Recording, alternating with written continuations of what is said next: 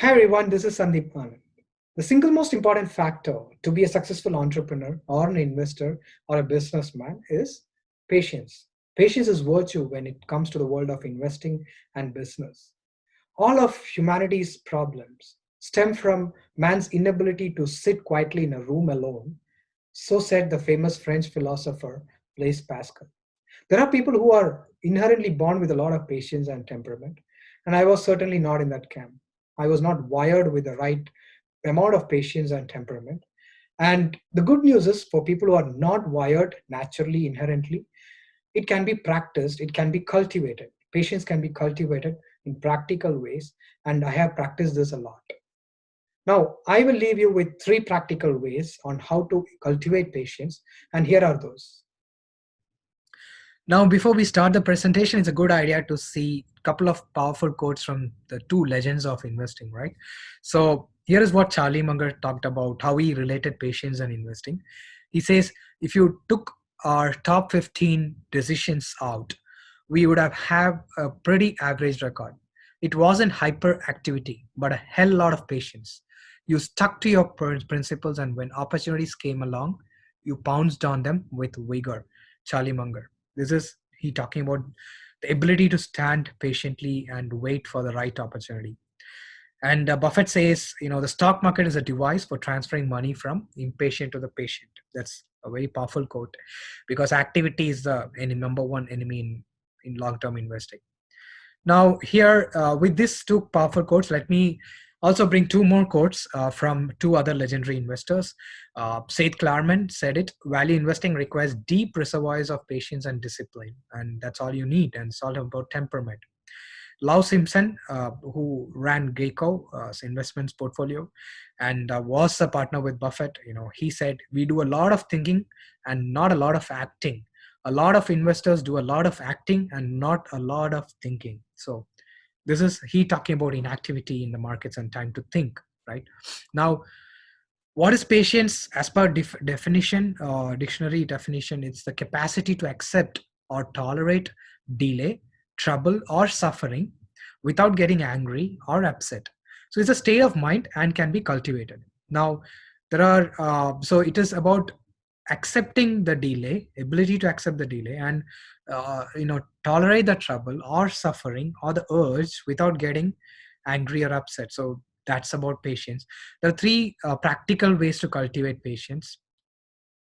The first one is obviously the mindfulness and meditation, to let go principle, and that's a Buddhist philosophy. Now, being mindful and self-aware when you are feeling impatient is the first step. So first we have to be mindful of the thought that we are getting impatient. We are getting the triggers of impatience, that is self-awareness. And when we are feeling impatient, we should be able to recognize that. That's the first step.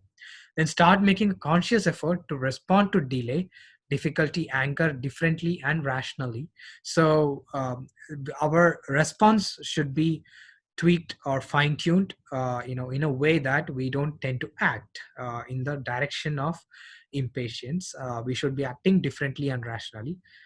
Third, practice could be to divert the attention to choose another non-related areas of what your line of thought is, and when feeling impulsive to act, especially in business and investing. So when we have a panic moment in the market, when the stock collapses for no specific reason, some news triggers it, the ability to divert our attention.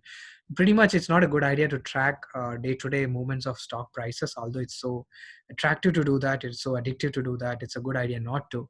So diverting attention could be one area of way to do it, and checking your portfolio once in a while, once in a week, could be a good idea. Then another thing is one deal, one idea, or one investment in a portfolio can change the whole future returns. So worth waiting for that patiently. When the opportunity strikes, when there is a bear market like we had in March 2020, if we had some amount of cash holdings, say 10-15 percentage, and we know a good idea like like a cloud stock, or any of the good ongoing trends or an e-commerce stock, you could wait for that and pounce on that opportunity when it falls 30-40 percentage during the bear market. And it's worth that wait, because you can see that the prices typically double triple in no time when the market reverts back or retraces back. So that's the key message. And something related to the meditation practice and let go in Buddhism, patience is one of the perfections to attain enlightenment, and refers to not returning harm rather than merely enduring a difficult situation. So it is ability to control one's emotions, and that's the meditation principle. So this is one practical way that seems to be working out for many value investors. The second method is a practical way. I haven't tried it, but something I thought I'd bring it here, which I read and did some analysis. It's called the bonsai tree cultivation. So typically, gardening is associated with developing patience and develop. It's a hobby that can create a lot of harmony within and ability to it teaches the art of patience. And bonsai plants are especially known for that.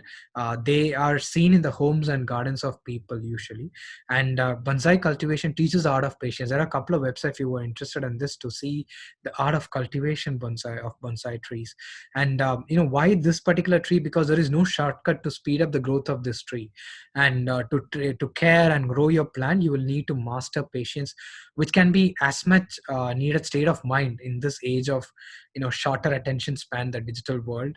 It is a good idea to bring that longer attention span. Charlie Munger talks about the good thing to have longest attention span and patience in the field of investing. And bonsai has the potential to grow for hundreds of years when cared for correctly, and it can reduce stress and anxiety and can be a lifelong companion for one. If they look at companionship, gardening is a great idea. Cultivating and growing, farming trees and all are pretty good ideas of getting engaged and reducing stress and anxiety. And this one particular, there are a lot of dedicated website and research done. You may do deep dives on that. The third one is a practical methodology adopted by the world's richest person and most successful entrepreneur, Jeff Bezos. His motto is, he says it in Latin, it's Gratium Ferocita. I hope I pronounce this right. It's called, in Latin, it's called the step by step courageously. That's what it means. Here is Bezos saying, like, the key mindset is thinking long term, which requires patience. And we all know that he is a long-term believer. In all his newsletter and letters to employees, he writes about the mindset, the long-term mindset and patience. So he two key takeaways from this motto is, first thing, big things start small. This is what he said in an interview. The biggest oak starts from an acorn.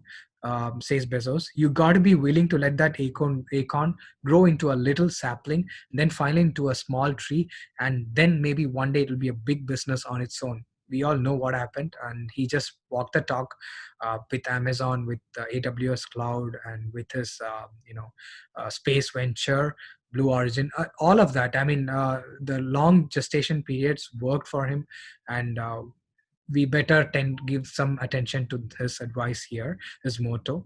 And you can't skip steps. He says you have to put one foot in front of the other.